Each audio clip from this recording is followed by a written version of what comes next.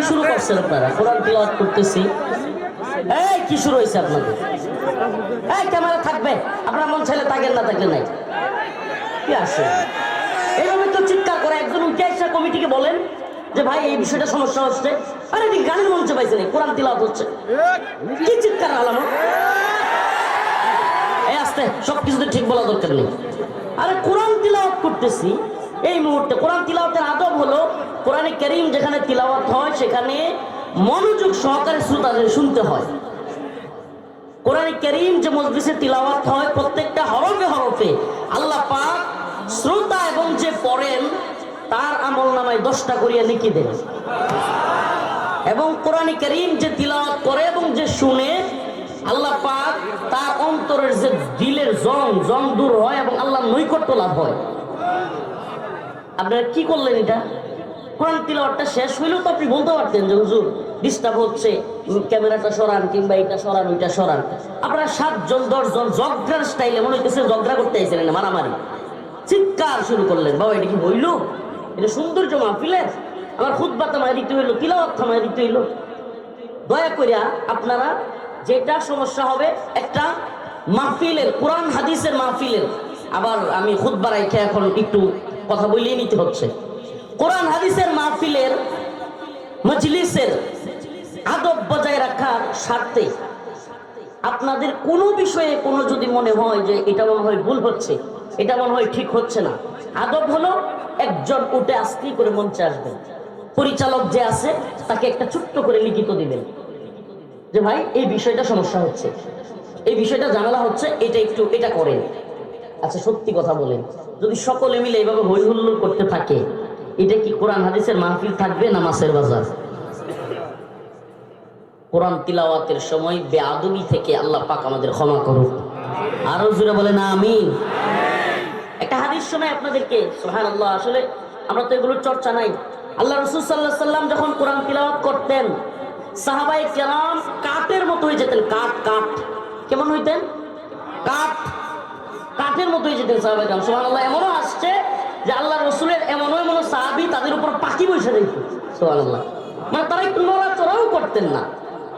তাইলে আমরা কি কোরআনের সাথে বেয়াদবি করব? কোরআনের সাথে বেয়াদবি করলে কোন জাতি কেউ টিকতে পারবে? আল্লাহ তাআলা বুঝার তৌফিক দান করুক। জোরে বলেন আমিন। আমাদের শিষ্টাচার, ম্যানার, এগুলার খুব ঘাটতি। আমি অনেক কিছুতে খেয়াল করছি যে আমরা গতানুগতিক প্রোগ্রাম করেছি, কিন্তু আমাদের আচরণ, ব্যবহার, আমল এগুলার মধ্যে আহামরি পরিবর্তন নাই। এটার একটা মৌলিক কারণ, আমরা আসলে পরিবর্তনের জন্য কিছু করি না, পরিবর্তন নিজেও হতে চাই না। বরং আমি যেটা বুঝি, আমি যেটা মনে করি, আমার যেটা মনে হয় স্বার্থ আদায় হবে, এটা অন্যের উপর চাপায়া দিই। এটা চলছে। আমি এই ক্ষেত্রে সব জায়গায় চেষ্টা করি। ছোট মানুষ, অনেকে মনে করে যে ছোট মানুষ এত বড় কথা বলে, আস্তাগফিরুল্লাহ। এটা যদি মনে করেন তাইলে তো আমরা কথাই বলতে পারবো না, কিন্তু আমাদেরকে বলতে হয়। আমরা দায়ী আল্লাহ, কোরআনে দাওয়াত দেই মানুষকে। কোনো দলের পক্ষে দালালি করি না, নির্দিষ্ট কোনো দলের পক্ষে কখনোই বলি নাই। তো এই জন্য চেষ্টা করি যে দল মতের ঊর্ধ্বে উঠে এই জাতিকে, এই উম্মাকে এমন কিছু কথা বলবার যেটা এই জাতির, এই উম্মার কল্যাণ হয়। তো মনে কষ্ট নিবেন না, আমার খুব খারাপ লাগছে এই জন্য একটু ধমকের সুরে বললাম, মনে কষ্ট নিবেন না। কিন্তু আমার মানে কোরআন তিলাওয়াতটা শেষ করতে পারতেছি না। আপনারা ক্যামেরাম্যান যারা আছেন তাদের প্রতি আমার বিনীত অনুরোধ থাকবে, আপনারা আপনাদের এই আগুলো আরো উঁচু করবেন, যাতে করে জনগণের মুখ এবং হুজুরের মুখ বরাবর না হয়ে যায়। এটা আপনারা একটু খেয়াল করবেন। আর আপনাদের আরেকটা কথা বলি, ক্যামেরা যদি একেবারে বন্ধ করে দেই, যেমন আমি আজকে চিন্তা করছি তাদের বিরুদ্ধে, আমি আজকে নিয়ত করছিলাম কিছু কথা বলবো। এখন আমাকে বলেন, আমি এই কথাগুলো যদি এখন টাঙ্গাইলে এসে আজকের প্রোগ্রামে বলি, আপনারাই শুনলেন, আর যদি ক্যামেরাগুলো না থাকে দেশবাসী শুনতে পারবে? বলেন শুনতে পারবে? তাইলে দ্বীনের কিছু ফায়দা আছে বলেই আমরা ক্যামেরাগুলো থাকতে দিই। আমাদের এই আওয়াজগুলো হাসিনাও শুনে, ডক্টর মোহাম্মদ ইউনূসও শুনে, মোদিও শুনে, নেতানিয়াহু শুনে। এই ইউটিউবারদের মাধ্যমে ওদের কাছেও যায়। নাইলে কি মোদি আমার প্রতি এত ক্ষেপে যেত? হাসিনারে কইতো যে সব হুজুর করে জেলে বড়, শুনে, তার মানে শুনে, তার মানে কি শুনে। তো এখন যদি সব ক্যামেরা অফ করে দেই তাইলে বাতিলদের কানে পর্যন্ত এই আওয়াজ আমরা কি পৌঁছাইতে পারবো? আশা করি আপনারা বুঝতে পারছেন।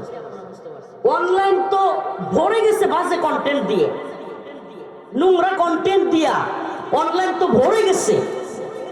ফেসবুক, ইউটিউব সব জায়গায় বাজে কন্টেন্ট, বাজে ভিডিও, নোংরা অশ্লীল ভিডিও, কিংবা একেবারে কোনো প্রয়োজন নাই এমন ভিডিও দিয়ে সব জায়গায় ভরে গেছে, ভরপুর।